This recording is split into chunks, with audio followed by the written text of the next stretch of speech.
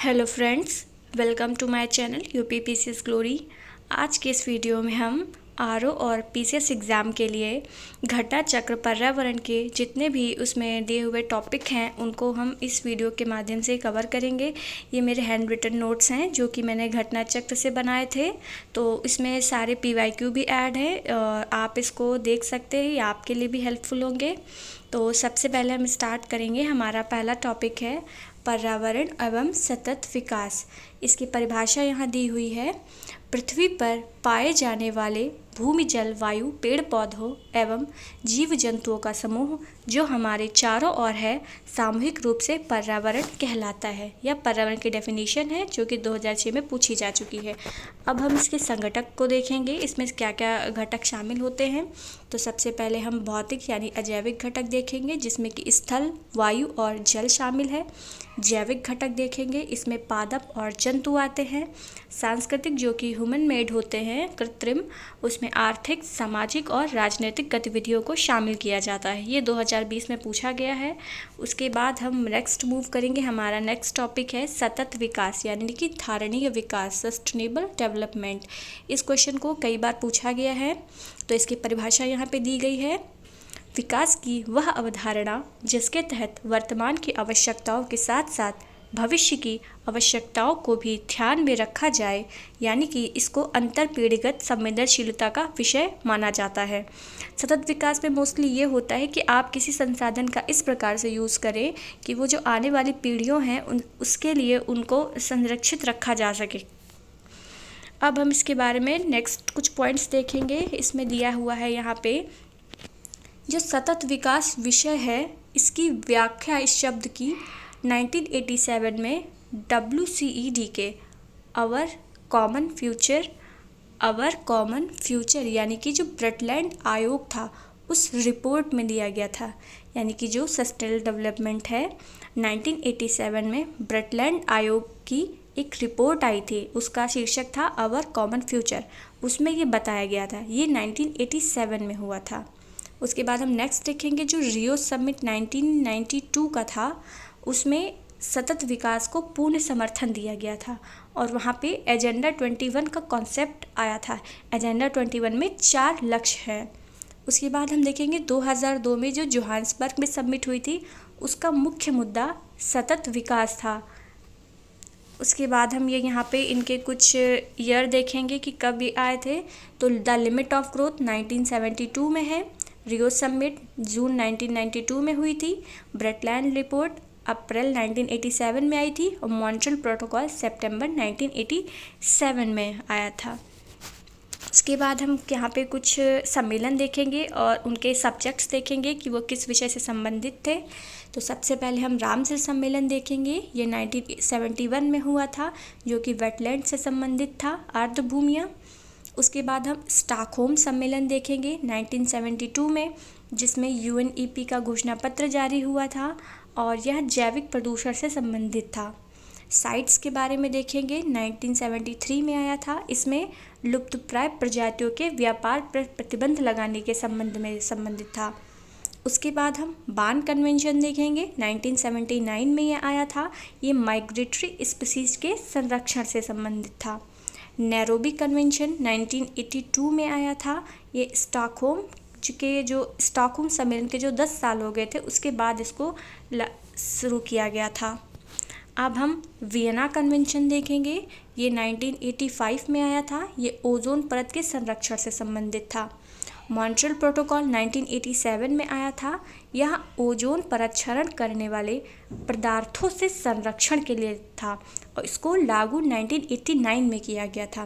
ब्रटलैंड report 1987 में आती है जो कि सस्टेनेबल डेवलपमेंट से संबंधित थी। उसके बाद हम देखेंगे बेज़ल कन्वेंशन 1989 में हुआ था जो कि खतरनाक अपशिष्ट के निवारण से संबंधित था। अर्थ समिट 1992 की जो थी वो ग्रीन हाउस गैस उत्सर्जन में कमी लाने के लिए हुई थी। CBD जैव विविधता से संबंधित है, इसमें फॉरेस्ट प्रिंसिपल्स को बताया गया था। क्योटो प्रोटोकॉल 1997 में आया था। इसमें कार्बन क्रेडिट की अवधारणा दी गई थी और यह ग्रीन हाउस गैस के निकास से संबंधित था। उसके बाद हम देखेंगे रॉटरडैम जिसमें कि रॉटरडैम 1998 में हुआ था। ये खतरनाक रसायन के संरक्षण से था। बेज़ल कन्वेंशन अपशिष्ट के संरक्षण से है और रॉटरडैम में रसायन से संरक्षण करना है। कार्टाजेना प्रोटोकॉल 2000 में आया था और ये बायोसेफ्टी से संबंधित था। स्टॉकहोम जो पीओपी था, परसिस्टेंस ऑर्गेनिक पॉल्यूटेंट, ये अनवरत जैविक प्रदूषण से संबंधित था।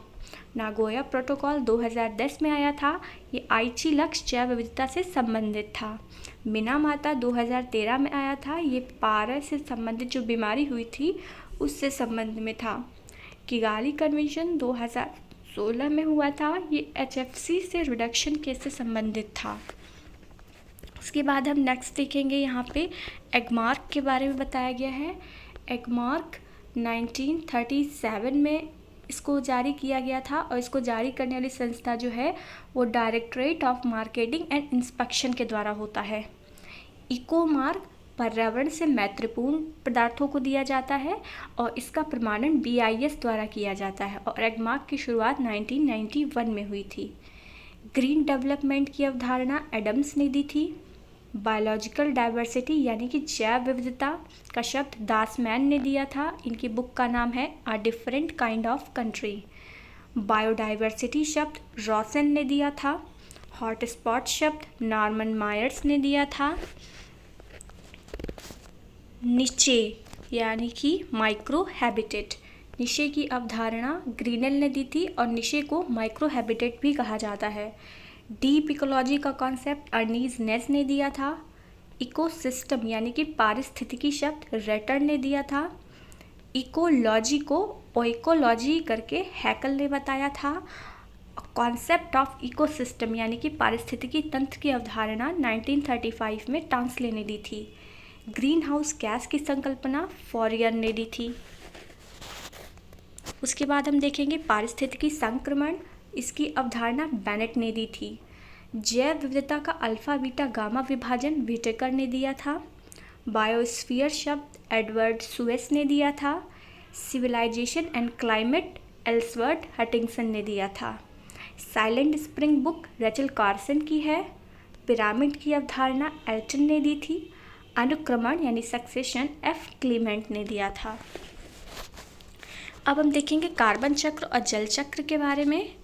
तो सबसे पहले इसमें एक डेफिनेशन या इसमें एक बात बताई गई है कि जो कार्बन चक्र है उसमें कार्बनिक पदार्थों के अपघटन से, जीवधारियों द्वारा श्वसन प्रक्रिया से, ज्वालामुखी से और जीवाश्म ईंधनों के दहन से CO2 कार्बन चक्र में पहुंचती है। उसके बाद हम देखेंगे यहाँ पे प्रकाश संश्लेषण के बारे में बताया गया है। प्रकाश संश्लेषण में ये कहा गया है कि इसमें कार्बोहाइड्रेट्स का निर्माण होता है और इसमें CO2 को ग्रहण किया जाता है और ऑक्सीजन को विमुक्त किया जाता है। अब ये क्वेश्चन है कार्बन का स्थायी रूप क्या होता है। तो कार्बन का स्थायी रूप ग्रेफाइट और हीरा होता है। जहाँ पे रेड पेन से मैंने PCS या RO लिख रखा है तो ये सब क्वेश्चन प्रीवियस में आए हुए हैं जिनको मैंने इसमें सबमिट किया हुआ है कि ये क्वेश्चन पूछे गए हैं इस साल में। तो आप इसमें PYQ को भी अपना रेडी कर सकते हैं। अब देखेंगे जल चक्र के बारे में। तो जो सौर विकिरण होता है वो सबसे महत्वपूर्ण माना जाता है जल चक्र के लिए, क्योंकि यह वायुमंडल की नमी पर निर्भर करता है। जो मूल रोम की कोशिका भित्ति होती है वो सेलुलोज से निर्मित होती है और मिट्टी में जो पेड़ पौधे जो जिस जुड़ाव से जुड़े रहते हैं वो पैक्टिक नामक एक पदार्थ होता है, उसी के साथ वो मृदा के साथ जुड़े रहते हैं पेड़ पौधे। उसके बाद हम वायुमंडल के बारे में देखेंगे। तो वायुमंडल जो होता है गैसों का मिश्रण है। ये क्वेश्चन आया था कि वायु क्या है, तत्व है, यौगिक है या मिश्रण है। तो याद रखिएगा जो वायु है वो विभिन्न गैसों का मिश्रण है और यह एक जीवीय संघटक नहीं है। उसके बाद हम जो वायुमंडल की गैस हैं उनको एक ट्रिक के माध्यम से लर्न करेंगे, जिसमें कि है नो आर्गन को नेहा करप्शन में जाना है, जिसमें N का मतलब है नाइट्रोजन, O से ऑक्सीजन, आर्गन का आर्गन रहेगा, को से कार्बन डाइऑक्साइड, Ne से नियॉन, Ha से हीलियम, करप्शन से क्रिप्टॉन निकाला गया है। में का कोई मतलब नहीं है, जाना से जिनॉन है से H हाइड्रोजन है। अब हम इनका देखेंगे नोबल गैसेस कौन कौन सी होती हैं। ये 2023 में पूछा गया है। तो नोबल गैसेस में हीलियम, नियॉन, आर्गन, क्रिप्टॉन, जिनान और रेडॉन को शामिल किया जाता है। ये 2023 का क्वेश्चन है। और नाइट्रोजन सबसे ज़्यादा पाई जाती है, उसके बाद ऑक्सीजन, उसके बाद argon, then carbon dioxide, then neon, helium, krypton, xenon and hydrogen. ये सब वायुमंडल की गैसें हैं और उनका परसेंटेज दिया गया है। उसके बाद हम नेक्स्ट देखेंगे अपना पर्यावरण सुरक्षा से। इसमें वाटरशेड के बारे में दिया गया है। 2023 का क्वेश्चन है। जल विभाजक क्या होते हैं? तो जल विभाजक वे होते हैं जो या एक भौगोलिक इकाई है जो पानी को इकट्ठा करती है, भंडारण करती है और पानी को छोड़ती है। जो गरीबी होती है, गरीबी का पर्यावरण सुरक्षा से अप्रत्यक्ष संबंध होता है और यह पर्यावरण की सुरक्षा से संबंधित नहीं होती है और यह सकारात्मक और नकारात्मक दोनों प्रभावों को दिखाती है पर्यावरण के साथ में। उसके बाद हम देखेंगे वेटलैंड के बारे में, यानी कि आर्द्र भूमियाँ क्या होती हैं। तो इसमें ये बताया गया है कि आर्द्र भूमि वे होती हैं जो पोषक पुनर्प्राप्ति द्वारा चक्रण हेतु तलछट रोकने एवं गादीकरण कम करने हेतु पौधों द्वारा अवशोषण के माध्यम से भारी धातुओं को अवमुक्त करने हेतु उपयोगी बनाती हैं। एक तरीके से देखा जाए तो ये एक फ़िल्टर की तरह काम करते हैं। जो वेटलैंड्स होते हैं तो जो पोषक तत्व होते हैं उनको ऑब्जर्व कर लेते हैं और जो भारी बड़े तत्व होते हैं उनको वहाँ से छान के हटा देते हैं। अब हम पर्यावरण अपकर्ष के बारे में देखेंगे कि इसमें क्या क्या होता है। तो इसमें प्राकृतिक आवास का विनाश, जैव विविधता की हानि और प्राकृतिक संसाधन का क्षरण होता है। ये पर्यावरण अपकर्ष के बारे में होता है। अब हम धारणीय विकास के बारे में देखेंगे। तो इसको सर्वप्रथम प्रस्तावित किया गया था 2012 के समिट में और इसकी प्राप्ति का लक्ष्य 2030 में है और सतत विकास का वर्ष 2003 को माना जाता है। अब हम अपने SDG गोल्स को देखेंगे जो 17 हैं। इनको आप इंग्लिश में लर्न कर लीजिएगा, ज़्यादा आसानी होगी क्योंकि कभी कभी हिंदी के टर्म्स में थोड़ा सा चेंजेस कर दिए जाते हैं, उनकी भाषा को थोड़ा सा क्लिष्ट कर दिया जाता है, इसलिए इंग्लिश वाला ज़्यादा बेटर रहेगा। तो फर्स्ट SDG है नो पॉवर्टी, सेकंड है ज़ीरो हंगर, थर्ड है good health and well being, fourth है क्वालिटी एजुकेशन, 5 है जेंडर इक्वालिटी, 6 है clean water and sanitation, 7th है अफोर्डेबल एंड क्लीन एनर्जी।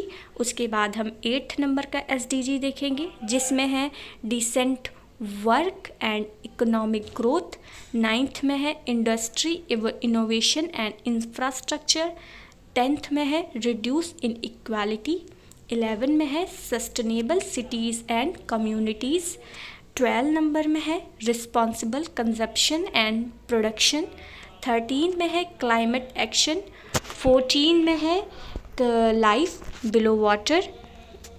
उसके बाद हम देखेंगे 14 नंबर SDG में हम देखेंगे लाइफ बिलो वाटर, 15 नंबर में है लाइफ ऑन लैंड, उसके बाद 16 में है peace, justice and strong institution, 17 में है पार्टनरशिप फॉर द गोल्स। ये आपके 17 SDG हो गए।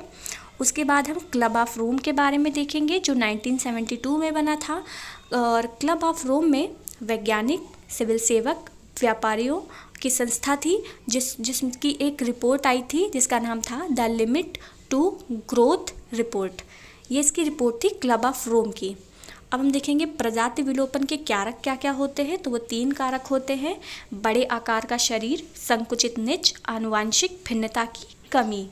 उसके बाद नेक्स्ट हम देखेंगे रियो समिट के बारे में जो कि बहुत इम्पॉर्टेंट है और इस पे बहुत ही बार क्वेश्चन पूछा जाता है। तो इसमें क्या था, जलवायु परिवर्तन और ग्लोबल वार्मिंग से लेकर चिंता प्रदर्शित की गई थी और यह UN का पर्यावरण और विकास सम्मेलन था।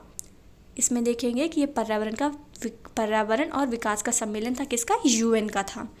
इसमें GEF यानी कि ग्लोबल एनवायरनमेंट फैसिलिटी की स्थापना की गई थी और यह अल्प विकसित देशों को फंड उपलब्ध कराता है, यानी कि GEF के द्वारा क्या होता है, अल्प विकसित जो देश है उनको फंड की उपलब्धता कराई जाती है। फिर हम GCF देखेंगे, ग्रीन क्लाइमेट फंड। ये इसकी अवधारणा को कानकुन में इसको बनाया गया था, यानी कानकुन एक मैक्सिको का शहर है, वहाँ पे इसको स्थापित किया गया था GCF को। नेक्स्ट हम देखेंगे COP7 मराकेश। इसमें SCCF की स्थापना की गई थी, यानी कि स्पेशल क्लाइमेट चेंज फंड, उसमें इसको स्थापित किया गया था। अब जैसे जो GEF है उसमें CBD, UNFCCC, UNCCD, POP इन सब की वित्तीय क्रियाविधि को देखा जाता है। उसके बाद जो एजेंडा 21 है उसमें 4 लक्ष्य हैं। उसके बाद हम ये एक साइकिल, मैंने चार्ट एक बनाया हुआ है जिसमें देखेंगे सबसे पहले स्टॉकहोम में एक सम्मेलन होता है 1972 में। उसके 20 साल के बाद 1992 में रियो समिट होती है, रियो की अर्थ समिट होती है, जो UN का पर्यावरण और विकास कार्यक्रम था। उस जो 1992 में समिट हुई थी उसके 5 साल के बाद उसकी समीक्षा की गई थी कि उनके कार्य को कितना ज़्यादा आगे बढ़ाया गया है। तो यह सम्मेलन न्यूयॉर्क में हुआ था। फिर उसके ही 5 साल बाद जोहान्सबर्ग में समिट होती है। फिर उसके आगे के 10 साल के बाद रियो में समिट होती है। तो ये रियो 20 हो जाता है, क्योंकि सबसे पहला रियो 1992 में हुआ था, उसमें उसके 20 साल के बाद यानी कि 2012 में फिर से रियो में ही समिट होता है, उसको रियो 20 कहते हैं। अब हम रियो 20 सम्मेलन के बारे में देखेंगे, यानी कि जो 2012 में हुआ था। रियो 20 धारणीय विकास पर संयुक्त राष्ट्र सम्मेलन का एक लघु नाम था, और इसमें एक रिपोर्ट आई थी जो कि घोषणा पत्र था, उसका शीर्षक था द फ्यूचर वी वांट। 1986 ब्रेटलैंड में जो था उसमें था आवर कॉमन फ्यूचर, और जो रियो समिट में था उसके घोषणा पत्र का शीर्षक था द फ्यूचर वी वांट। ये सब क्वेश्चन पूछे गए हैं। और इसी रियो समिट ने भारत ने ग्रीन इकोनॉमी की घोषणा की थी और उसके प्रोत्साहन के बल दिया था। इसमें 5 कार्यक्रम बनाया गया था, यानी कि partnership for action on green economy, इसका सृजन किया गया था। और रियो 20 में सतत लक्ष्य की रणनीति व कानून बंधन की कोई भी व्यवस्था नहीं की गई थी। ये इसका आप ध्यान रखेंगे, हो सकता है स्टेटमेंट बना के पूछ ले कि उसमें कानून की बद्धता थी, तो हमेशा याद रखिएगा इसमें कोई भी कानून का निर्माण नहीं किया गया था। अब हम इंस्टीट्यूशन देखेंगे, तो सबसे पहले है नीरी। नीरी का जो मुख्यालय है ये नागपुर में स्थापित किया गया था 1958 में, और इसके जो रीजनल हेडक्वार्टर्स हैं वो चेन्नई, दिल्ली, हैदराबाद, कोलकाता और मुंबई में हैं। फिर हम देखेंगे NEA की फुल फॉर्म। NEA से होता है नेशनल एनवायरनमेंट अथॉरिटी। फिर WMO के बारे में देखेंगे, इसका हेडक्वार्टर जेनेवा में है और इसको 1951 में स्थापित किया गया था। अब हम UNEP देखेंगे, तो UNEP जो है इसकी यूनाइटेड नेशन एनवायरनमेंट प्रोग्राम इसकी फुल फॉर्म है। इसका हेडक्वार्टर नैरोबी में है। 1972 में ये बना था, जब स्टॉक कन्वेंशन हुआ था वहाँ पे इसको बनाया गया था। उसके बाद हम देखेंगे EPA के बारे में। EPA है इन्वायरमेंटल प्रोटेक्शन एजेंसी। इसमें 1972 में यह बनाया गया था, कहाँ पे, USA में। उसके बाद हम देखेंगे ग्रीन पीस इंटरनेशनल, इसका हेडक्वार्टर एम्स्टर्डम में है। ये सब क्वेश्चन पूछे हुए हैं प्रीवियस ईयर में RO और PCS के एग्ज़ाम में। अब हम कुछ अधिनियम देखेंगे, तो सबसे पहला है कि भारतीय वन अधिनियम 1927 में आया था। उसके बाद देखेंगे वन संरक्षण अधिनियम, ये 1980 में आया था।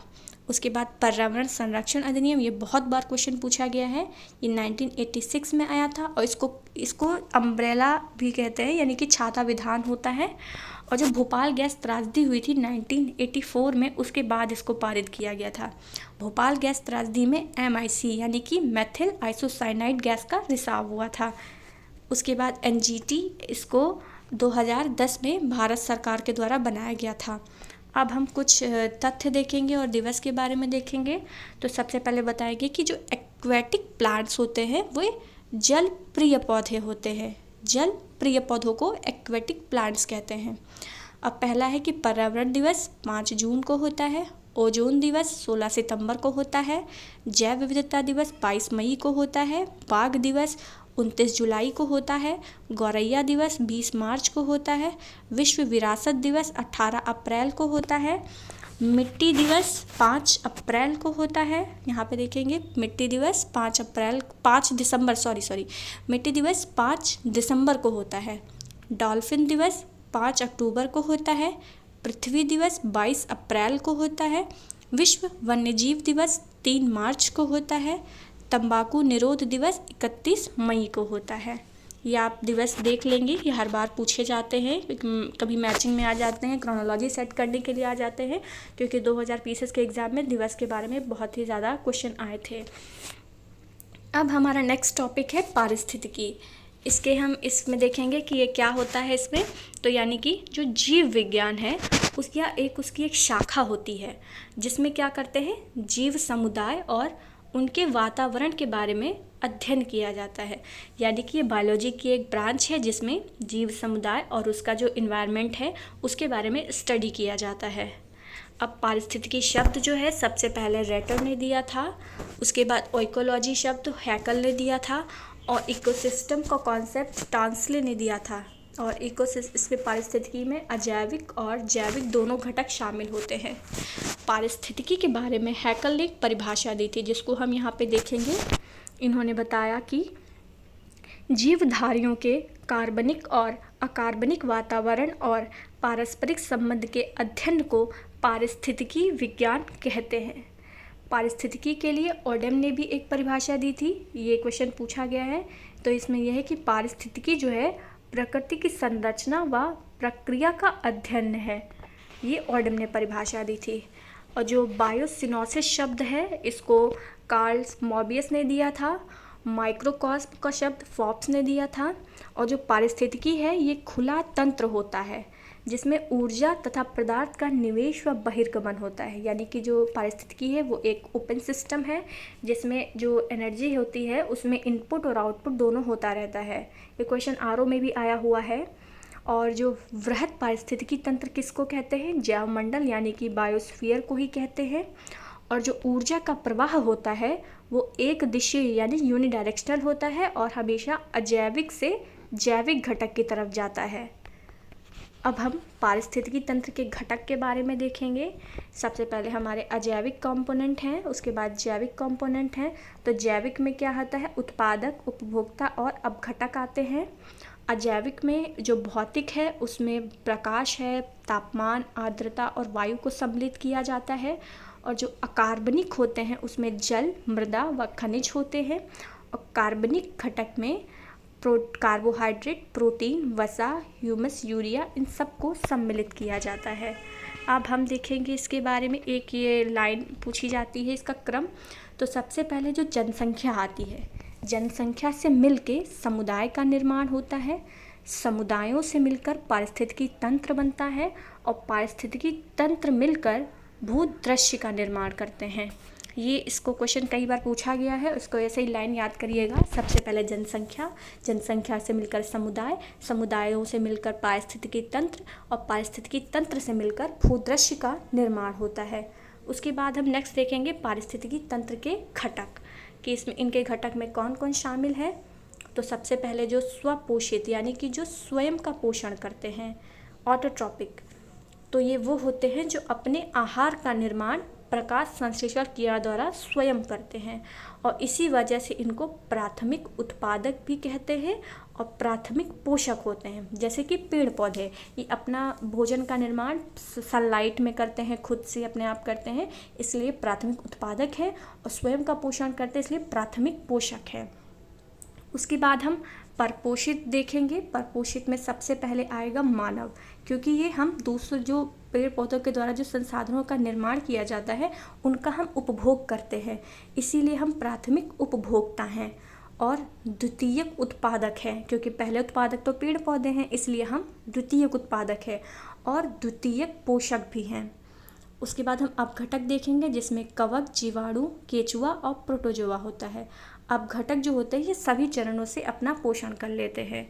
फिर ये 2 क्वेश्चन पूछे जाते हैं कि सबसे स्थिर पारिस्थितिकी तंत्र कौन सा होता है, यानी कि जो स्थायी होता है सबसे ज़्यादा, तो वो होता है महासागर। क्योंकि आप देखेंगे महासागर बहुत ही ज़्यादा बड़ा होता है, तो उसमें एक कामनेस होती है, वो शांत होता है, स्थिर है अपनी जगह पे। और सबसे विशालतम पारिस्थितिकी तंत्र कौन सा होता है, तो उसे समुद्र को कहते हैं। और समुद्र का पानी जो होता है उसमें NaCl होता है। उसके बाद हम पारिस्थितिकी तंत्र के अंदर घटक देखेंगे। इनके सबसे पहले स्थलीय क्या क्या होते हैं, उसमें घास स्थल होगा, मरुस्थल होगा।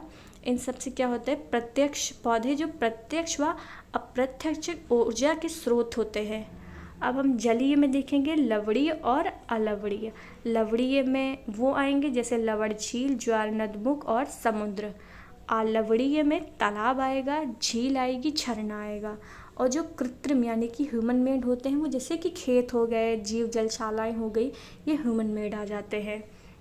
अब ये कुछ बुलेट पॉइंट्स में यहाँ पे कुछ क्वेश्चंस के आंसर लिखे हैं।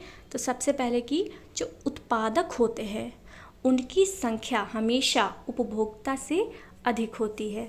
यानी उपभोक्ता यानी कंज्यूमर यानी हम लोग जो है, हम लोगों की संख्या कम है, लेकिन जो उत्पादक हैं प्रोड्यूसर वो सबसे ज़्यादा होते हैं। तो हमेशा याद रखिएगा उत्पादक की संख्या उपभोक्ता से अधिक होती है।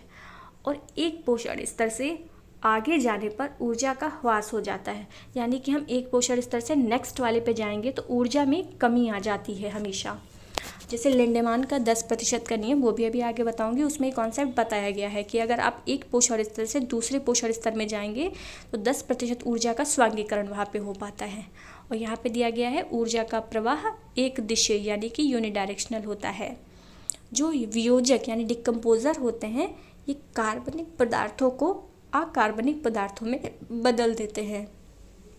और तीसरा कॉन्सेप्ट है, अगर हम प्रति किलोमीटर की ऊंचाई बढ़ेंगे तो तापमान में 6.5 डिग्री सेल्सियस की कमी हो जाती है। और ये बायोम के बारे में यहाँ पे कॉन्सेप्ट बताया गया है कि जहाँ पे जीव रहता है उस सटीक जगह को उसका आवास कहते हैं, यानी कि हैबिटेट। और उसका जो हैबिटेट का जो बड़ा एक एरिया हो जाता है उसको उसका बायोम कहते हैं। उसके बाद हम आगे देखेंगे कैरिंग कैपेसिटी के बारे में, यानी कि वहन क्षमता। तो इसमें सबसे पहला है बायोटिक पोटेंशियल के बारे में, जिसमें कि बिना पर्यावरण की रुकावट के जो प्रजनन करने की क्षमता होती है वो उसका जैविक विभव यानी कि बायोटिक पोटेंशियल कहलाता है।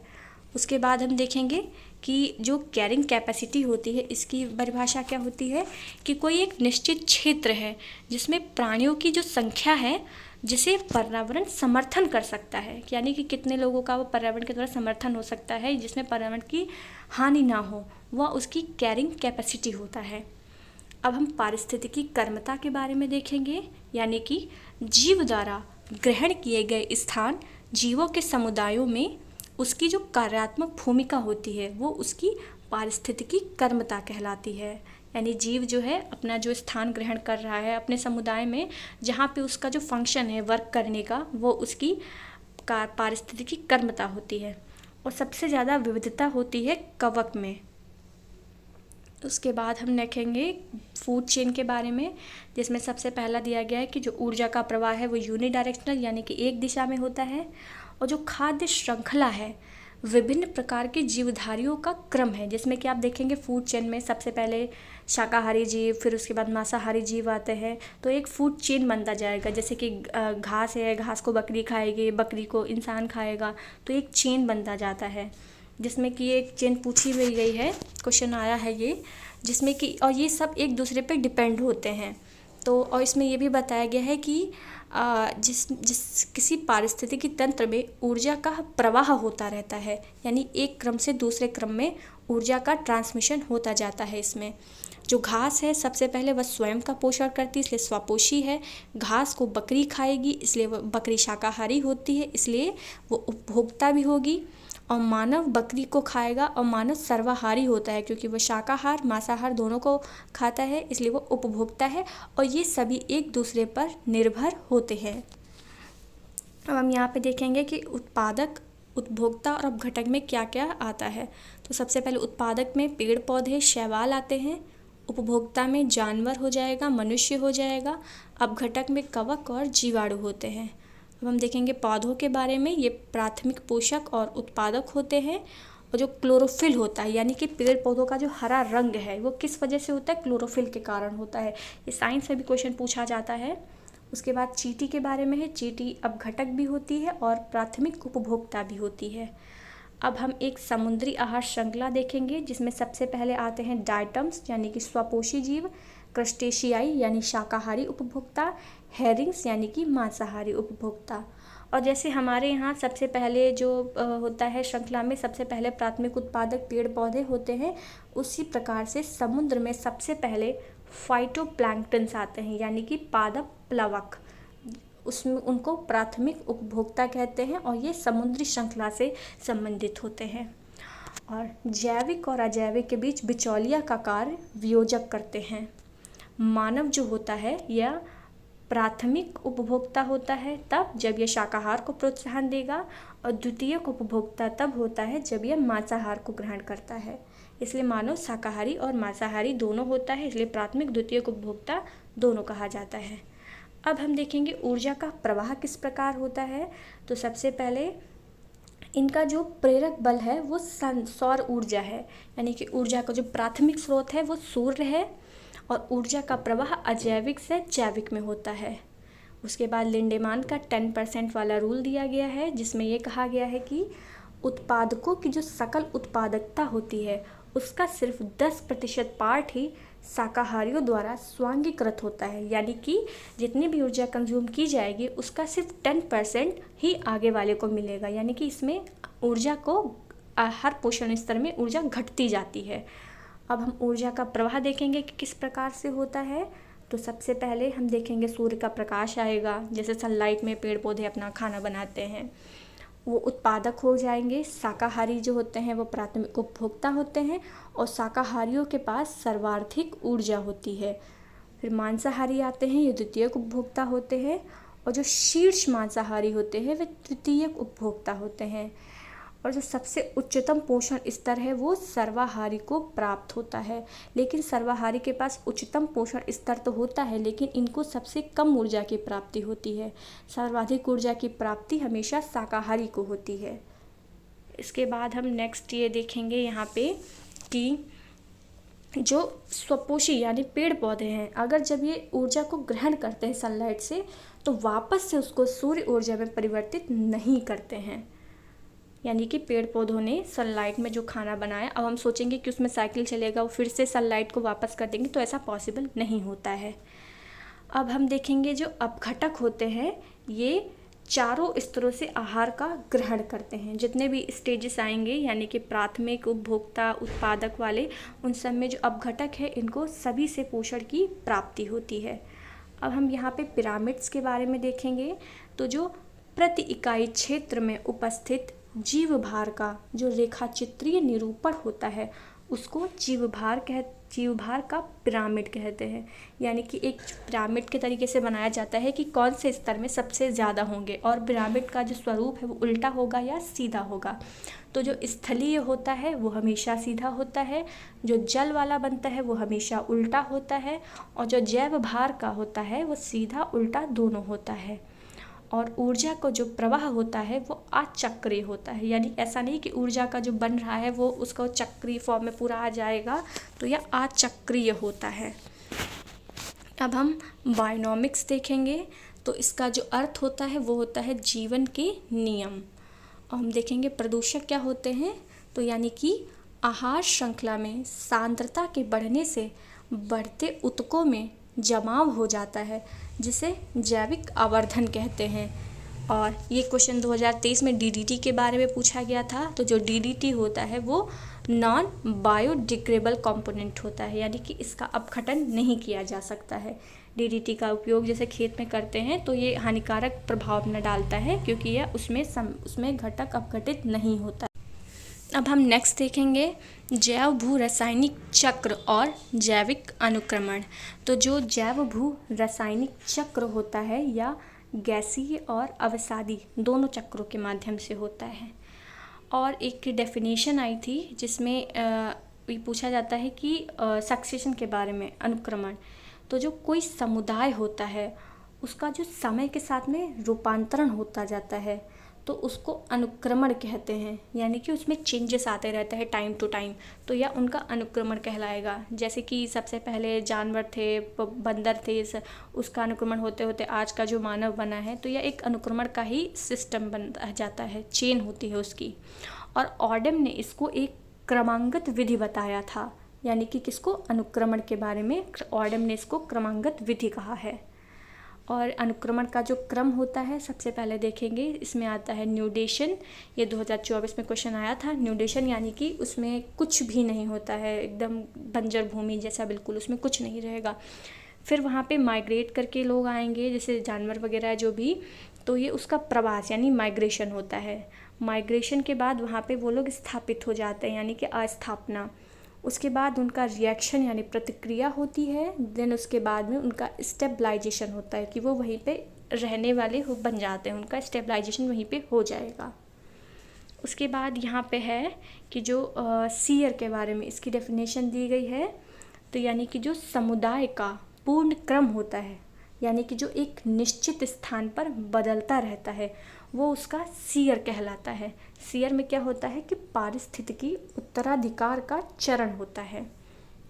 उसके बाद हम नेक्स्ट देखेंगे, यहाँ पे दिया गया है कि पारिस्थितिकी तंत्र में अजैविक तत्वों के जैविक प्रावस्था में परिवर्तन तथा इन जैविक तत्वों के अजैविक में पुनरागमन के प्रारूप को जैव भू रासायनिक चक्र कहते हैं। यानी कि इसमें तत्वों का चक्रण होता रहता है कि यानी कोई अजैविक तत्व है वो जैविक में जाएगा, फिर जैविक से अजैविक में जाएगा, तो एक साइकिल मेंटेन हो जाती है। तो इस साइकिल को जैव भू रासायनिक चक्र कहते हैं।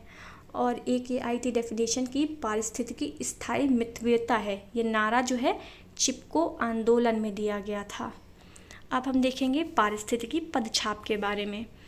उसके बाद इसमें ये है कि जो पारिस्थितिकी पदछाप होता है, इसमें क्या होता है कि पारिस्थितिकी घटक की वह आवश्यक मात्रा जो मनुष्य को जीव शैली के सुचारू रूप से चलाने के लिए आवश्यक होती है, वह उसकी पारिस्थितिकी पदछाप कहलाती है।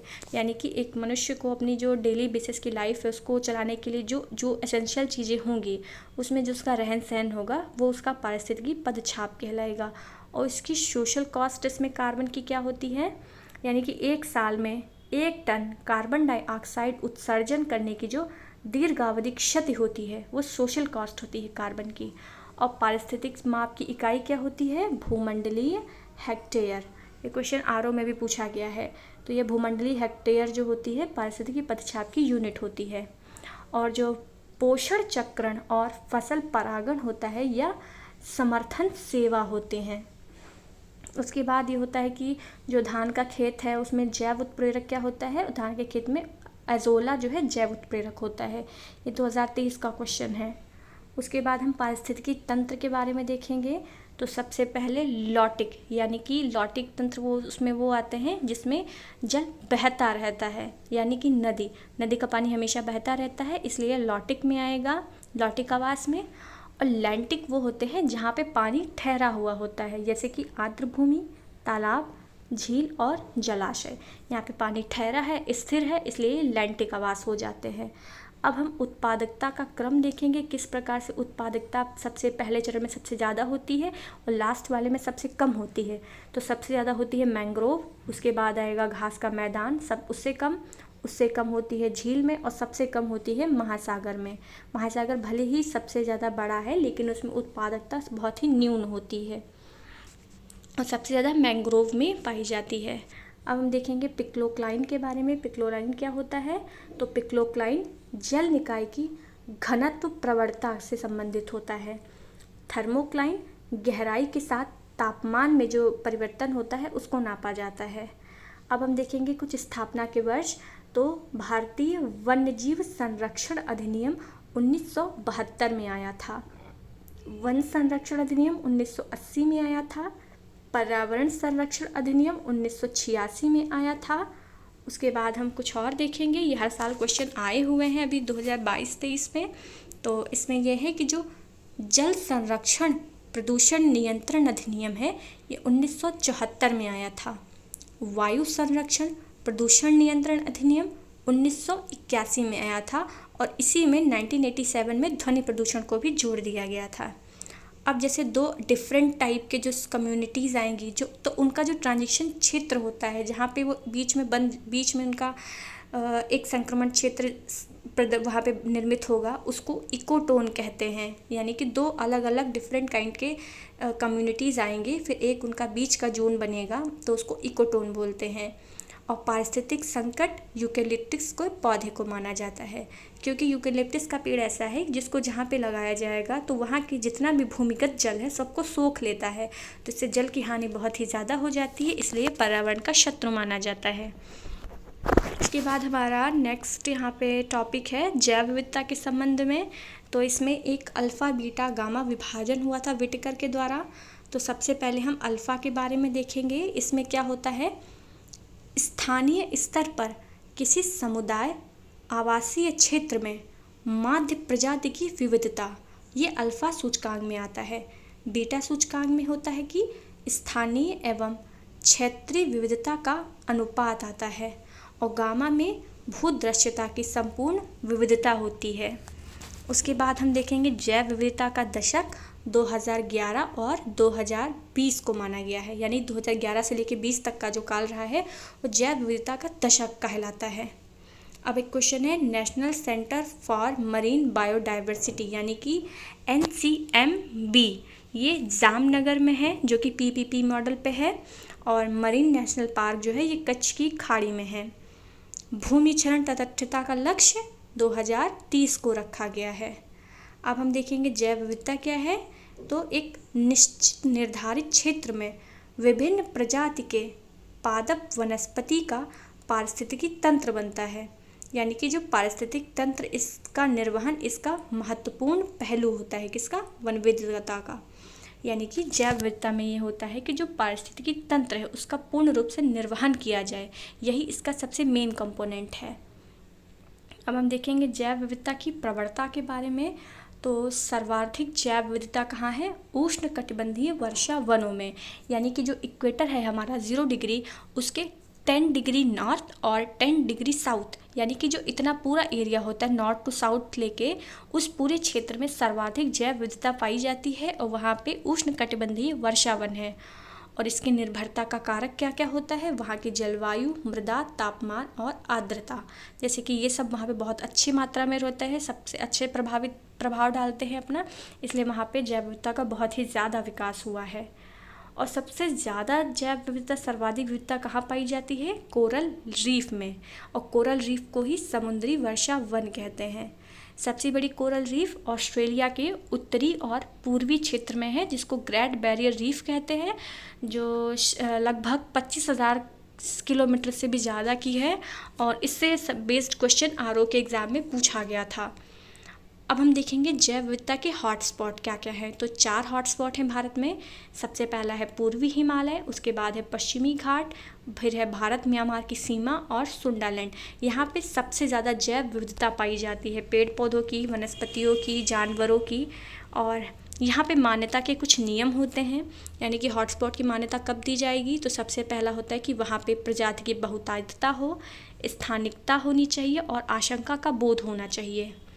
जैव विविधता ह्रास के मुख्य कारण क्या होते हैं। तो सबसे ज़्यादा है प्राकृतिक आवासीय विनाश, और ये होता है कि पोषण स्तर में कमी से विशेष वर्ग की बढ़ोतरी होती है तथा जैव विविधता में कमी आती है।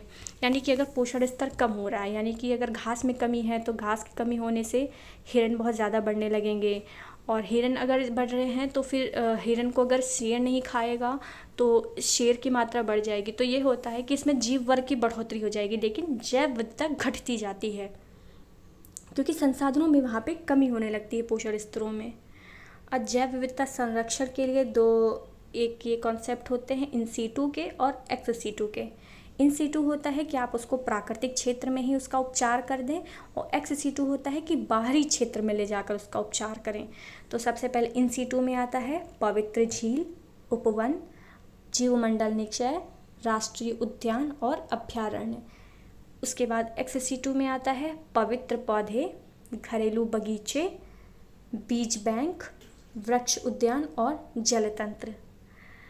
और ये लिखा गया कि भारत में कोरल रीफ कहाँ कहाँ पे है, तो अंडमान निकोबार में है, कच्छ की खाड़ी में है, मन्नार की खाड़ी में है और लक्षद्वीप में है। जो लक्षद्वीप में कोरल रीफ है वो एटॉल प्रकार की है और बाकी जगह पे जो है वो फ्रिंजिंग प्रकार की है। फिर हमारे यहाँ भारत में बायोस्फीयर रिजर्व 18 दिए गए हैं जो कि मैग कार्यक्रम के तहत आए थे और मैग कार्यक्रम की स्थापना 1971 में की गई थी। तो हमारे 18 के बायोस्फीयर रिजर्व देख लेंगे तो नीलगिरी, मानस, सुंदरबन, दिहांग दिबांग, अगस्त्यमलाई, कोल डेजर्ट, नंदा देवी, ग्रेट निकोबार, सिमलीपाल, पंचमढ़ी, अचान कुमार, शेषाचलम, नौकरेक, मन्नार की खाड़ी, डेब्रू सिखोवा, कंचनजंगा, कच्छ और पन्ना। इसमें जो कच्छ है वो सबसे बड़ी इसमें बायोस्फीयर रिजर्व है। उसके बाद प्रवाल विरंजन के कारण क्या क्या होते हैं, यानी कि जो कोरल ब्लीचिंग होता है वो किस वजह से हो जाता है, तो अगर समुद्र का तापमान बढ़ेगा, ग्लोबल वार्मिंग होगी और पर्यावरणीय दबाव के बढ़ने से कोरल ब्लीचिंग हो जाएगी, यानी कि कोरल बिल्कुल सफ़ेद हो जाते हैं। और राष्ट्रीय जैव विविधता की अथॉरिटी का हेडक्वार्टर कहाँ पे है, तो वो चेन्नई में है। उसके बाद हम IUCN के बारे में देखेंगे तो जो IUCN है वो UN का अंग नहीं है और इसको पर्यवेक्षक का दर्जा मिला है UN में। और ये जो है रेड डाटा बुक जारी करता है जिसमें पेड़ पौधे और पशु जातियों की सूची होती है जो विलुप्त होने वाले हैं। और विलुप्त उनको कब माना जाता है, जब वो 50 साल से ज़्यादा से ना दिखाई दे। और UN का IUCN की जो फुल फॉर्म होती है वो होती है international union for conservation of nature. ये IUCN की फुल फॉर्म है। उसके बाद हम देखेंगे कुछ तथ्य इसमें हैं कि जो गिद्ध मृत्यु का कारण कौन सी दवा मानी जाती है, तो दवा का नाम है डिक्लोफेनेक सोडियम। जैसे कि दर्द निवारक ये दवा होती है जिसे कि जानवरों को खिलाई जाएगी, फिर वही जानवर जब मर जाता है उसको डाल दिया जाता है किसी खुले स्थान पे, फिर गिद्ध आके उसको खाएगा, तो जो दवा होती है वो उसी मृत जानवर से वो गिद्ध में प्रवेश कर जाती है, उसके कुछ दिन बाद गिद्ध भी वो मर जाएगा। और डोडो वृक्ष जो होता है वो टम्बालोक को बोलते हैं, ये मॉरिशस में पाया जाता है। और जो प्रोसिपिस जूलीफ्लोरा है वो एक झाड़ी पौधा होता है। और जो रेड पांडा है वो भारत के नॉर्थ ईस्ट इंडिया में होता है। और हम रामसर सम्मेलन के बारे में देखेंगे तो रामसर सम्मेलन 1971 में शुरू किया गया था और लागू 1975 में हुआ था। और जो सर्वाधिक आर्द्र भूमियाँ हैं वो गुजरात में हैं। और रामसर किससे संबंधित है, तो यह आर्द्र भूमि के संरक्षण से संबंधित है और इसमें मॉन्ट्रियो रिकॉर्ड बनाया जाता है। और मॉन्ट्रियो रिकॉर्ड में क्या होता है, इसमें अंतर्राष्ट्रीय महत्व की आर्द्र भूमियों को सम्मिलित किया जाता है। अब हम कुछ अधिनियम के बारे में देखेंगे कि कौन सा अधिनियम कब आया है। तो जैव विविधता का अधिनियम ये 2002 में पारित हुआ था और इसका प्राधिकरण चेन्नई में है जिसकी स्थापना 2003 में होती है। कार्टाजेना बायोसेफ्टी से संबंधित है और इसको कुआलालंपुर में बनाया गया था जो कि मलेशिया की राजधानी है। बौद्धिक संपदा के लिए हमको हमेशा NBA की अनुमति लेनी होती है। और जो ट्रैफिक है इसका निर्माण 1976 में होता है और जो ट्रैफिक के द्वारा वन्य पादप और जंतु व्यापार को रोका जाता है। और UNREDD जो होता है ये 2008 में स्थापित हुआ था। इसकी फुल फॉर्म होती है reducing emission for deforestation and forest degradation, ये इसकी फुल फॉर्म होती है। और प्रजाति के विलोपन के लिए जो कारक माने जाते हैं ये क्या होते हैं, तो सबसे पहले होता है कि बड़े आकार का शरीर, संकुचित निच, आनुवंशिक भिन्नता में कमी। और राष्ट्रीय वन नीति 1952 में आई थी, ये आप यहाँ पे देख लेंगे। और टीप के बारे में दिया गया है कि ये नीदरलैंड में है, इसका हेडक्वार्टर है। और टीप का फुल फॉर्म होता है the economics of ecosystem and biodiversity. उसके बाद हम ग्रीन हाउस प्रभाव के बारे में देखेंगे। तो जो ग्रीन हाउस के जो प्रत्यक्ष स्रोत होते हैं जहाँ से डायरेक्ट आती है, तो सबसे पहले carbon dioxide, methane, nitrous oxide, ozone, chlorofluorocarbon, SF6 and NF3। और जो अप्रत्यक्ष होते हैं ये होते हैं NOx, कार्बन मोनोऑक्साइड, NMVO3 और सल्फर डाइऑक्साइड, ये इसके अप्रत्यक्ष होते हैं। अगर हमें ग्रीन हाउस गैस की ग्रीन हाउस प्रभाव में जो गैसेस होती हैं उनको लर्न करना हो तो उसकी एक ट्रिक है ओ मीना कल काजल लगाना। तो ओ से हो जाएगा ओजोन, मी से मीथेन, ना से नाइट्रस ऑक्साइड, कल से आएगा क्लोरोफ्लोरोकार्बन, काजल से कार्बन डाइऑक्साइड, और लगाना पे का यहाँ पे कोई भी महत्व नहीं है। तो हम इसमें देखेंगे ग्रीन हाउस गैस में क्या क्या शामिल किया जाता है। तो सबसे पहले इसमें आएगा कि सबसे ज़्यादा होती है इसमें जल वाष्प यानी कि H2O 60%, और यह प्राकृतिक स्रोत होती है। उसके बाद कार्बन डाइऑक्साइड होता है, मीथेन, ओजोन, नाइट्रस ऑक्साइड और क्लोरोफ्लोरोकार्बन। और कुछ क्वेश्चन स्टेट में पूछे जाते हैं कि ग्रीन हाउस गैस में क्या सम्मिलित है और ग्रीन हाउस गैसेस कौन कौन सी नहीं होती है। तो याद रखिएगा, आर्गन ग्रीन हाउस गैस नहीं है, हाइड्रोजन भी ग्रीन हाउस गैस नहीं है, और सल्फ़र डाइऑक्साइड भी ग्रीन हाउस गैस नहीं है। सल्फ़र डाइऑक्साइड एसिड रेन में अपना रोल प्ले करती है। उसके बाद हम देखेंगे कि जो कार्बन डाइऑक्साइड का जो प्राकृतिक संतुलन के लिए कितनी मात्रा होनी चाहिए, तो वो होती है 0.03%, यानी कि 278 ppm। और जो जलवाष्प यानी H2O होती है, ये ग्रीन हाउस गैस का प्राकृतिक रूप होती है। और ग्लोबल वार्मिंग के लिए कार्बन डाइऑक्साइड जिम्मेदार होती है। और ग्रीन हाउस गैस बढ़ने से तापमान में वृद्धि हो जाती है। तापमान वृद्धि जो पृथ्वी की होती है, ये इसीलिए होती है। और कुछ क्वेश्चन आते हैं कि सौर धधक के लिए क्या क्या होता है, जो क्लाइमेट चेंज बढ़ाने के कौन कौन से कारण होते हैं। तो हमेशा याद रखिए, जो सौर धधक होते हैं ये क्लाइमेट चेंज यानी कि जलवायु परिवर्तन के कारण नहीं होते हैं। उसके बाद क्लाइमेट चेंज यानी जहाँ पे मैंने सी लिख रखा है, तो वो क्लाइमेट चेंज यानी कि जलवायु परिवर्तन आप समझिएगा। तो क्लाइमेट चेंज में ग्रीन हाउस गैस का व प्रदूषण जो होते हैं वह प्रत्यक्ष रूप से संबंधित होते हैं, और जो ओजोन होती है वो अप्रत्यक्ष जिम्मेदार होती है इसमें। यानी कि क्लाइमेट चेंज जो होगा, जलवायु परिवर्तन, तो उसमें ओजोन जो होती है वो इनडायरेक्ट तरीके से रिस्पॉन्सिबल होती है, और ग्रीन हाउस गैस और पॉल्यूशन जो होता है वो डायरेक्ट इसमें रिस्पॉन्सिबल होता है। और अगर ग्रीन हाउस गैस का नहीं होगी पृथ्वी पे, तो हमारी पृथ्वी का औसत तापमान कितना हो जाएगा, -18 डिग्री सेल्सियस। यानी कि अगर ग्रीन हाउस गैस पूरी तरीके से ख़त्म हो जाए हमारी पृथ्वी से, तो जो हमारी पृथ्वी का जो तापमान आ जाएगा वो हो जाएगा -18 डिग्री सेल्सियस। और जो पिछली शताब्दी है उससे पृथ्वी के औसत तापमान में कितनी वृद्धि हुई है, तो वह है 0.8 डिग्री सेल्सियस। इतनी वृद्धि हुई है हमारे यहाँ पे पृथ्वी पे। अब हम जलवायु परिवर्तन पे एक ये संकल्पना थी मिलानकोविच की, तो इसमें क्या था, पृथ्वी की लंबी अवधि की कक्षीय चाल के बारे में बताया गया था। और मिलानकोविच परिकल्पना के इसमें 3 अंग भी शामिल किए गए थे। तो पहला होता है कक्षा की उत्केंद्रता, दूसरा होता है पृथ्वी की घूर्णी अक्ष की तिर्यकता, तीसरा होता है विषुव आयन यानी कि अपसौर और उपसौर। ये 3 अंग होते हैं मिलानकोविच परिकल्पना से। ये तीनों पूछे गए हुए क्वेश्चन हैं। फिर हम IPCC के बारे में देखेंगे। इसका फुल फॉर्म होता है inter governmental panel on climate change. और इसके द्वारा जो ग्रीन हाउस गैसेस 6 दी गई थी, इसमें कुछ लिखी हुई हैं। तो IPCC ने जो ग्रीन हाउस गैस की जो मान्यता दी है, उसमें ओजोन है, मीथेन है, नाइट्रस ऑक्साइड है, और जलवाष्प है, और कार्बन डाइऑक्साइड है। तो ये आप इसमें देख लेंगे यहाँ पे। और ये भी होता है कि तापमान जब बढ़ेगा तो मिट्टी की लवणता हमेशा बढ़ जाती है। उसके बाद हम यहाँ पे और देखेंगे जो कार्बन प्रक्षालन से संबंधित है।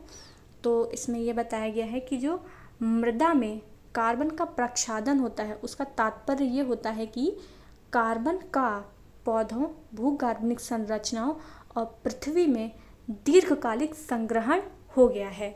यानी कि जो मृदा है उसमें कार्बन बहुत लॉन्ग टाइम के लिए उसमें आ गई है। और इसमें 3 चीज़ों को सम्मिलित किया जाता है, समोच्च बांध, अनुपत सस्यन और शून्य जुताई के बारे में। अब हम कुछ जलवायु परिवर्तन सम्मेलन के बारे में देख लेंगे, कि इसमें किस क्रम से सब हुआ है। तो सबसे पहले स्टॉकहोम वाला 1972 में होता है। उसके बाद 1988 में IPCC का गठन हो जाता है। उसके बाद रियो समिट होता है 1992 वाला, जिसमें UNFCCC का भी गठन होता है। उसके बाद आता है क्योटो प्रोटोकॉल 1997 में। उसके बाद कोपेनहेगन में होता है 2009 में, जिसमें क्या होता है कि $100 बिलियन 2020 तक एकत्र करने का लक्ष्य निर्धारित किया जाता है। उसके बाद क्योटो का द्वितीय चरण आता है 2013 से 20 के बीच में, जिसमें ये होता है कि जो ग्रीन हाउस गैस है उसको 1903 का जो स्तर है उससे 18% हमको नीचे लाना है। उसके बाद होता है COP21 2015 में, जो कि पेरिस में हुआ था। ये भी पूछा जाता है कि कहाँ पे हुआ था, तो 2015 में COP21 हुआ था पेरिस में, जिसमें ये निर्धारित किया गया था कि जो वैश्विक तापमान है, ग्लोबल टेम्परेचर, उसमें 2% से अधिक की वृद्धि अब नहीं होगी। यानी कि आप किसी भी कंडीशन में उसको 2% से ज़्यादा बढ़ने नहीं देंगे। ये पेरिस COP21 में इसको बताया गया था। अब हम देखेंगे UNFCCC सचिवालय की जो पहल है, तो उस पहल का नाम है momentum for change climate neutral now. ये इसकी रिपोर्ट का शीर्षक था, इसकी जो पहल थी। अब हम हरित जलवायु निधि के बारे में देखेंगे, ग्रीन क्लाइमेट फंड। इसके बारे में पहले बताया है मैंने कि अमेरिका में इसकी स्थापना हुई थी। इसमें क्या करते हैं कि जलवायु परिवर्तन से निपटने के लिए विकासशील देशों को अनुकूलन एवं न्यूनीकरण प्रक्रिया में सहायता मिलती है और ग्रीन हाउस गैस की कमी से ये संबंधित होता है। अब हम नेक्स्ट अपना देखेंगे UNFCCC का जो मौसम संबंधी समझौता था, ये 21 मार्च 1994 या 1994 में प्रभावी हुआ था। ये क्वेश्चन पूछा गया है कि इसका मौसम संबंधी समझौता कब प्रभावी हुआ था, तो 21 मार्च 1994 में। उसके बाद क्लाइमेट चेंज पर जो संयुक्त राष्ट्र संघ यानी UNO का कंजर्वेशन ढांचा था, उसमें क्या था कि ग्रीन हाउस गैस उत्सर्जन में कमी लानी है, यह उसी से संबंधित था। उसके बाद हम क्योटो प्रोटोकॉल के बारे में देखेंगे और उससे संबंधित संधियाँ। तो क्योटो प्रोटोकॉल 1997 में आया था, जो कि ग्रीन हाउस गैस की कमी से संबंधित है, ना कि ग्रीन हाउस गैस से। ये स्टेटमेंट वाला क्वेश्चन है, ये पूछा गया है। तो उसमें क्या होता है, ग्रीन हाउस गैस में कमी किस प्रकार से की जाएगी, उसमें उन गैसों के बारे में संबंधित था, ना कि ग्रीन हाउस गैस से। और इसको 2005 से लागू किया गया है और इसमें ये डिसाइड किया गया था कि इसको 1990 के स्तर पर लाना है और ये बाध्यकारी बनाया गया था। इसमें कार्बन क्रेडिट की अवधारणा दी जाती है और यह जलवायु परिवर्तन से संबंधित होता है। और प्रति मीट्रिक टन कटौती कितनी मानी गई है, तो 1 कार्बन क्रेडिट हमें कब मिलता है, जब हम प्रति मीट्रिक टन कटौती करते हैं, यानी कि 1 CER सर्टिफाइड इमिशन रिडक्शन। ये क्या होता है, CTM में एक व्यापारिक इकाई होती है। अब ये अल्ट्रावायलेट, इसमें ABC दिया गया है कि इसमें कितना माना जाता है, तो A में होता है 315 से लेकर 400 nm तक, B में होता है 280 से 315 तक और C में होता है 100 से लेकर 280 तक। आप यहाँ पे देख सकते हैं। और ये भी क्वेश्चन पूछा गया है कि भारत का national action plan of climate change कब जारी हुआ था, तो ये 2008 में हुआ था, जब हमारे यहाँ पे मनमोहन सिंह जी प्रधानमंत्री थे। तो ये 2008 में लागू हुआ था और इसमें टोटल 8 मिशन थे।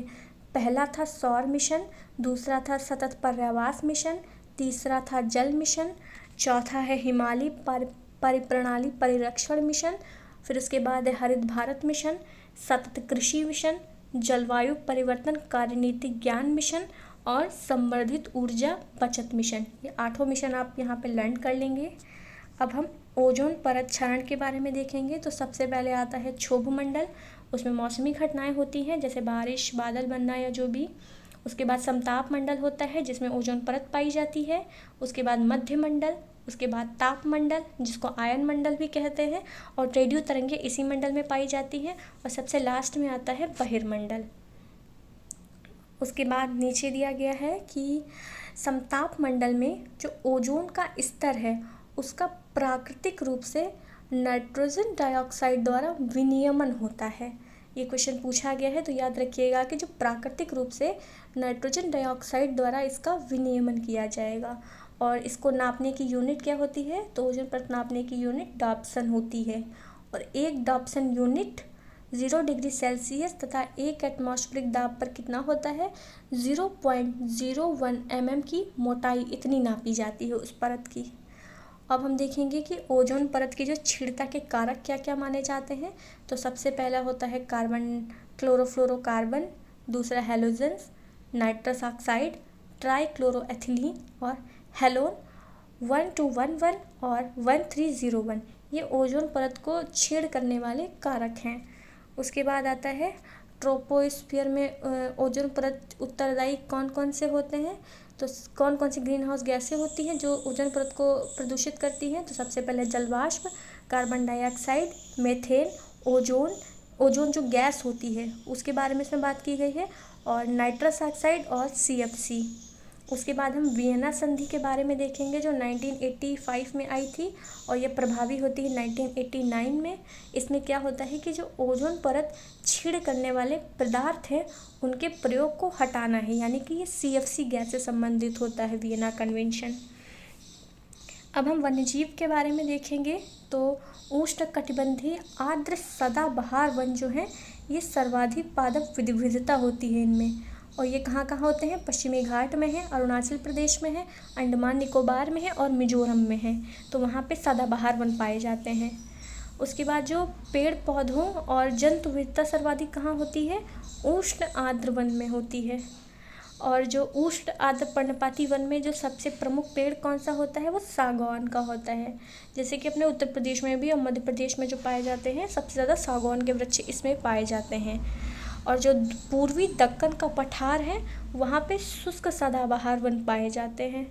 उसके बाद हम देखेंगे यहाँ पे कि उष्णकटिबंधीय पर्णपाती वन को क्या है, इनको मानसूनी वन भी कहते हैं। यानी मानसूनी वन किसको कहा जाता है, उष्णकटिबंधीय पर्णपाती वन। पर्णपाती वो होते हैं जो कि अपनी पत्तियां झड़ा देते हैं। जैसे दुधवा नेशनल पार्क के जो वन है तो एक समय आने पर इनकी सारी पत्तियां झड़ जाती हैं। तो ये मानसूनी वन है, जैसे कि चंदन का पेड़ जिसमें पाया जाता है। हम मैंग्रोव देखेंगे कहाँ कहाँ पे है, तो पश्चिम बंगाल में हो गई, गुजरात में, अंडमान निकोबार में, ओजोन में। अभी नई एक रिपोर्ट आई है वन सर्वेक्षण वाली 2023 की, तो वहाँ से इसको भी अपडेट करना होगा। तो वो रिपोर्ट भी मैं पढ़ाऊँगी, तो वहाँ पे हम देख लेंगे कि अभी मैंग्रोव कहाँ कहाँ पे सबसे ज़्यादा है और उसका कितनी घटौती हुई है, कितनी बढ़ोतरी हुई है, हम वहाँ पर इसको पढ़ लेंगे। अब हम भीतरकर्णिका गरान के बारे में देखेंगे जो कि उड़ीसा में है। यहाँ पे दो नदियों का संगम है, ब्राह्मणी और वैतरणी, जहाँ पे एक ऑलिव रिडले कछुए बहुत ही बहुतायत मात्रा में आते हैं, ये वहाँ का ही है। और जो एल्युमिनियम होता है हमारी, इसको हरी धातु कहते हैं, एल्युमिनियम को हरी धातु कहते हैं। और जो गोवा का जो चौराव द्वीप है वो एक कच्छ वनस्पति संरक्षित क्षेत्र है।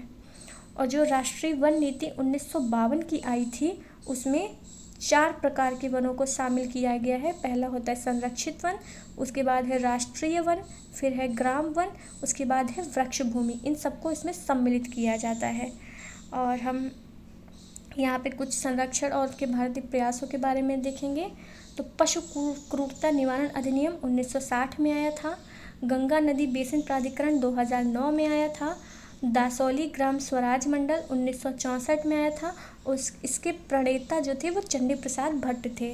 सेव कार्यक्रम टाइगर संरक्षण से संबंधित है जो कि भारत और नेपाल की के संरक्षण में हुआ था। इन दोनों ने मिलकर बनाया है। वन अनुसंधान संस्थान देहरादून में है। भारतीय वन्यजीव संरक्षण संस्थान देहरादून में ही है। राष्ट्रीय कृषि वानिकी अनुसंधान झांसी में है। National bureau of plant and genetic resource Delhi में है। ये चारों आप लर्न कर लीजिएगा। उसके बाद हम यहाँ पे देखेंगे कि वन संरक्षण से संबंधित वैश्विक प्रयास क्या रहे हैं। तो सबसे पहला है कि जो मरुस्थलीकरण रोकने का जो संयुक्त राष्ट्र का अभिसमय था ये 1994 में आया था और इसमें एक बॉटम अप अप्रोच अपनाई गई थी UNCCD के द्वारा। WWF कब स्थापित हुआ था, 1961 में। और विश्व वन्यजीव दिवस कब मनाया जाता है, 3 मार्च को। और हम देखेंगे कि जो जीवमंडल आरक्षित परिरक्षण क्षेत्र है वो आनुवांशिक विभिन्नता से संबंधित होता है। और एक यहाँ पे दिया गया है राष्ट्रीय पादप अनुवांशिक संसाधन ब्यूरो यानी national bureau of plant genetic resource, ये न्यू दिल्ली में 1977 में स्थापित किया गया था। ये आप यहाँ पे देख सकते हैं। आज की वीडियो को मैं यहीं पे फिनिश करती हूँ। होप ये आपको वीडियो अच्छी लगी हो। प्लीज़ इसको लाइक कर दीजिएगा और सब्सक्राइब कर दीजिएगा। Thank you.